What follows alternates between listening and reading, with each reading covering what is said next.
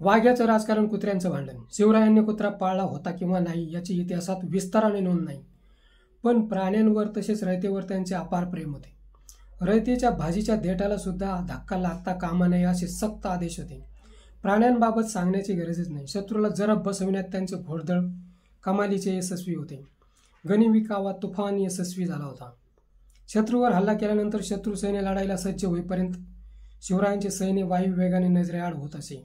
यात घोड्यांची किमया तुफानी होती. दूध, दुभते पशुधन याबाबत छत्रपती शिवराय कमालीचे सतर्क होते. कर वसुली करून यातना देण्यात राजांना रस नव्हता.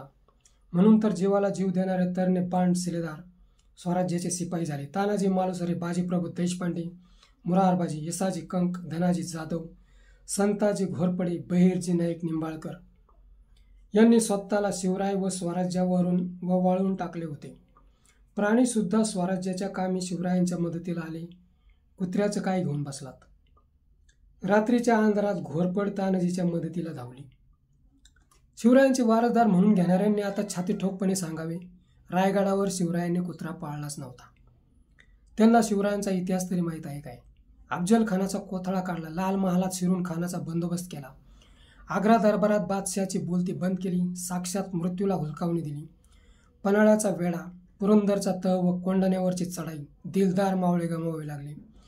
शिवराय तलवारीच्या धारेवर चालायला सुद्धा घाबरले नाही. आज त्यांचे वारसदार कुत्र्याचे राजकारण करतात, तेव्हा रयतेला वेदना होतातच. पण स्वर्गात शिवरायांना काय वाटत असेल? वारसदार शिवरायांची कर्तबगारी विसरले.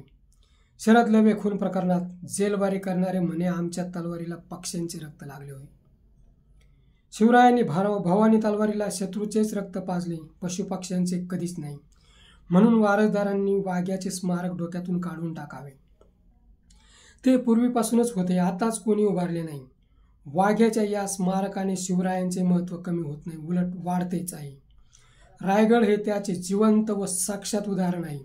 मित्रो, हा व्हिडिओ कसा वाटला ते कमेंट बॉक्समध्ये सांगा व ॲक्शन मराठी चॅनलला सबस्क्राईब करा.